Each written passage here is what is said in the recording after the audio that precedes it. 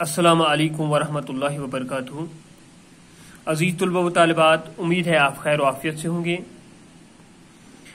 بچوں، آپ کو یاد ہوگا کہ T1 امتحانات مکمل ہونے کے بعد آج ہم پھر سے ویڈیو لیکچرز کے ذریعے سے پھر اپنا تعلیمی سلسلہ جو ہے وہ شروع کرنے جا رہے ہیں۔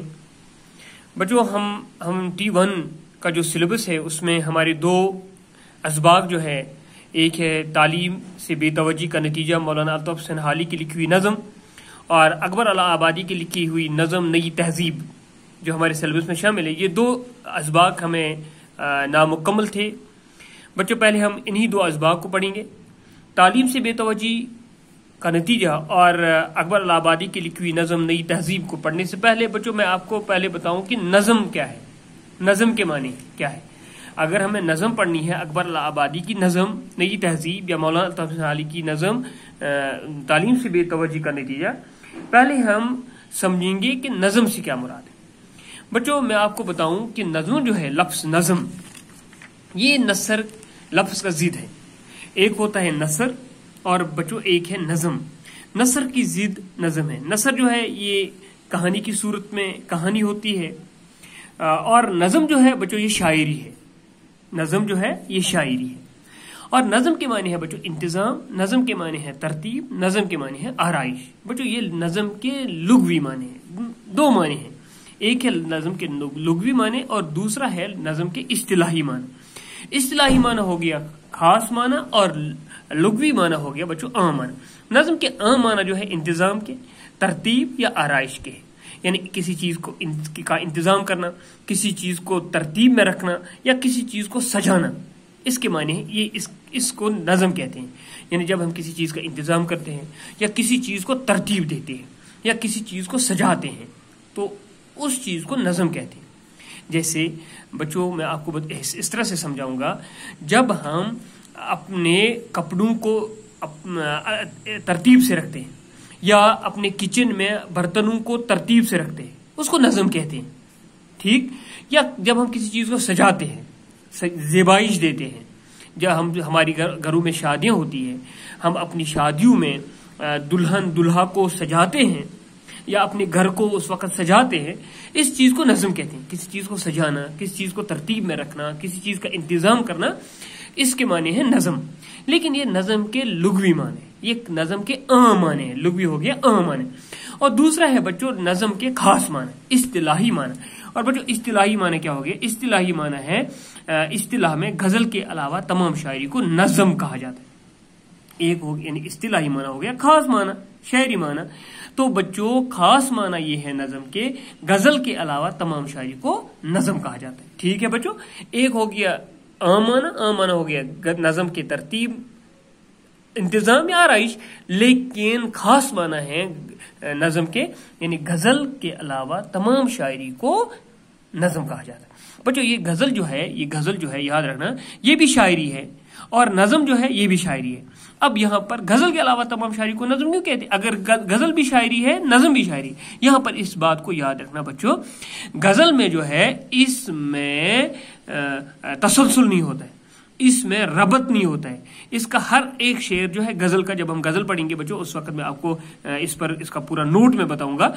بچوں غزل جو ہوتا ہے، غزل میں ہر شعر معنی کے لحاظ سے جدا گانا ہوتا ہے، یعنی ایک شعر میں ایک بات ہوتی ہے، دوسرا شعر جو ہے اس میں تسلسل نہیں ہوتا ہے، اس میں کوئی اور موضوع ہوتا ہے، تیسرا شعر جو ہے اس میں کوئی اور موضوع ہو سکتا ہے، لیکن یہاں پر نظم جو ہے اس میں تسلسل ہوتا ہے، اسی لیے کہا جاتا ہے یہ تسلسل کیا ہے، اس میں ربط ہوتا ہے۔ ربط کیا ہو گیا بچوں؟ اس میں رابطہ ہوتا ہے، یعنی پہلا شعر جو ہے، دوسرا شعر، اس کے بعد تیسرا شعر، ان تمام اشعار میں ربط ہوتا ہے، رابطہ ہوتا ہے، یعنی پہلا شعر جو ہے اسی ربط پر دوسرا شعر جب لکھیں گے اس کا تعلق ہوگا پہلے شعر کے ساتھ، کیونکہ اس میں موضوع ہوتا ہے اور موضوع پر ہی مکمل بات ہوتی، تسلسل کے ساتھ، کنٹینیوٹی کے ساتھ۔ اس میں ایسا نہیں ہوتا ہے ایک شعر میں ایک بات کہیں گے، دوسرا شعر جو ہے اس میں دوسری بات ہوگی، وہ غزل ہے، ٹھیک؟ اسی لیے کہا جاتا ہے غزل کے علاوہ تمام شاعری کو نظم کہا جاتا ہے۔ یعنی غزل کے دو معنی، نظم کے دو معنی، ایک ہو گیا عام معنی، وہ ہو گئے انتظام، ترتیب، آرائش، لیکن اصطلاحی معنی ہو گیا، یہ خاص معنی ہے غزل کے علاوہ تمام شاعری کو نظم کہا جاتا ہے۔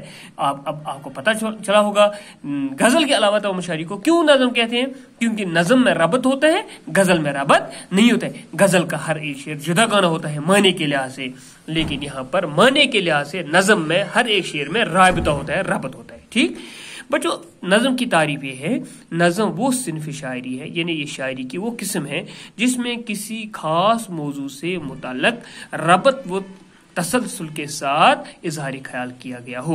یعنی یہ ایک ایسی شاعری کی قسم ہے جس میں کسی خاص موضوع پر، کسی خاص ٹاپک پر بات ہوتی ہے، لیکن اس موضوع میں کیا ہوتا ہے، ربط اور تسلسل یعنی کنٹینیوٹی اور رابطہ ہوتا ہے۔ یعنی جب ہم نے موضوع شروع کیا بالکل اسی موضوع پر آخر تک بات ہوتی ہے۔ جیسے میں نے یہاں پر بتایا، میں نے بچوں خاص موضوع ہوتا ہے، کوئی شاعر جگنو موضوع لیتا ہے اور اسی جگنو پر تمام اشعار کہے جاتے ہیں نظم میں۔ کوئی شاعر، کسی شاعر نے روٹی موضوع لیا، اسی روٹی پر مکمل شاعری اشعار کہے جائیں، بیان ہوں گے۔ اور کسی شاعر نے مفلسی موضوع لیا، اسی مفلسی پر تمام اشعار بیان ہوں گے۔ بچوں یہاں پر اور ایک بات میں آپ کو بتاؤں، نظم میں موضوع اور حیت کے حوالے سے نظم میں کوئی پابندی نہیں ہوتی ہے۔ کسی بھی موضوع پر بات ہوگی، کوئی بھی موضوع لیا جائے گا، اور حیت کے حوالے سے کوئی پابندی نہیں ہوتی ہے۔ حیت ہو گیا بچوں، حیت کے معنی ہے سٹرکچر، حیت کے معنی ہے بناوٹ۔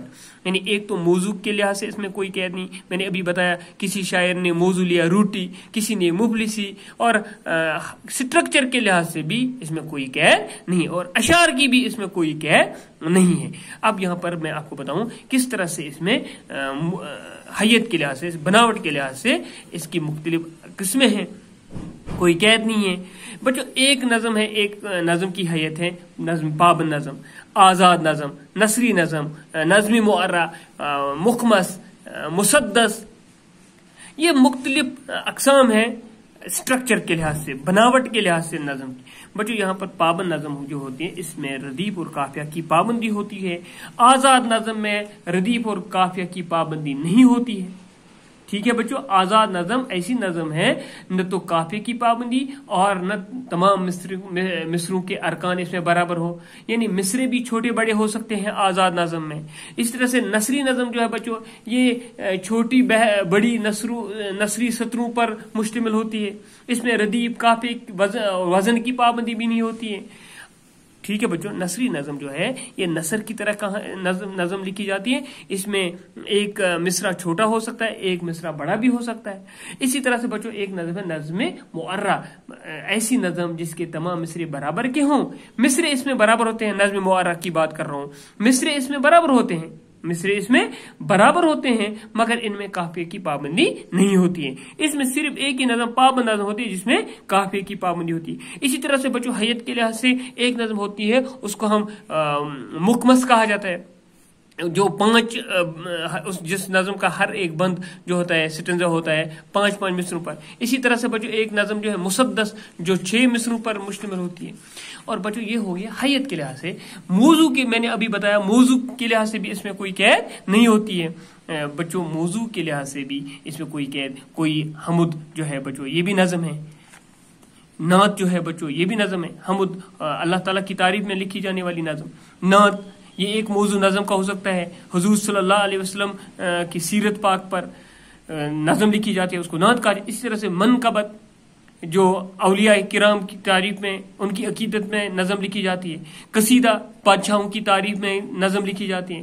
اسی طرح سے مرثیہ جس میں ماتم کیا جاتا ہے، یہ بھی اشعار میں لکھی جاتی ہے اور نظم ہے بچوں۔ اسی طرح سے شہر عاشور بچوں، شہر کے حالات و واقعات، لوگوں اپنے شہر کے حالات و واقعات، لوگوں کے حالات و واقعات، اس میں شاعر اس طرح سے اس موضوع پر بھی نظم لکھ سکتا ہے۔ اس طرح سے رباعی، اس طرح کی بھی نظمیں ہوتی ہے۔ رباعی جو ہے ربا سے نکلا ہے، اس کے معنی ہے 4، یہ 4 مصروں پر مشتمل نظم ہوتی ہے بچوں۔ اس طرح سے موضوع کے لحاظ سے بھی نظم کی کوئی قید نہیں ہے، اور نہ ہی بچوں حیت کے لحاظ سے نظم کی کوئی قید ہے۔ اب بچوں میں نے یہاں پر آپ کو بتایا نظم کی تعریف، نظم کے معنی، ٹھیک، میں نے آپ کو بتایا اس میں مسلسل مربوط صنف سکن ہے جس میں اظہار خیال کیا جاتا ہے، لیکن اس کے اشعار کا ایک ایسا مجموعہ ہوتا ہے جس میں صرف ایک ہی خیال ادا کیا گیا ہو، اس کو نظم کہتے ہیں۔ نظم ایک مربوط اور مسلسل صنف سکن ہے، یہ ایک ایسی صنف سکن ہے جو مربوط ہے، جس میں تسلسل ہے، جس کا ایک مرکزی خیال ہوتا ہے جس سے ذہن میں رکھ کر شاعر اپنے تاثرات کا اظہار کرتا ہے۔ نظم کے لیے نہایت مقرر ہے اور نہ ہی اشعار کی تعداد پر کوئی پابندی ہے۔ نظم کسی بھی موضوع پر، اس میں کوئی بھی موضوع ہو سکتا ہے، حمد، نعت، منقبت، ٹھیک ہے بچوں۔ اور بچوں یہ نظم جو ہے یہ عربی زبان کا لفظ یاد رکھنا، اور جس میں نے ابھی بتایا جس کے معنی ہے آرائی، زیبائی، سجانا، ترتیب دینا، ٹھیک بچوں۔ تو اس طرح سے میں نے آپ کے سامنے یہ نظم کی مختصر تعریف رکھی ہے بچوں۔ انشاءاللہ الرحمن کل ہم جو نئی پہلی نظم جو ہمیں پڑھنی ہے وہ انشاءاللہ الرحمن کل پڑھیں گے۔ تب تک آپ سے وداع لینا چاہتا ہوں۔ خدا حافظ، السلام علیکم۔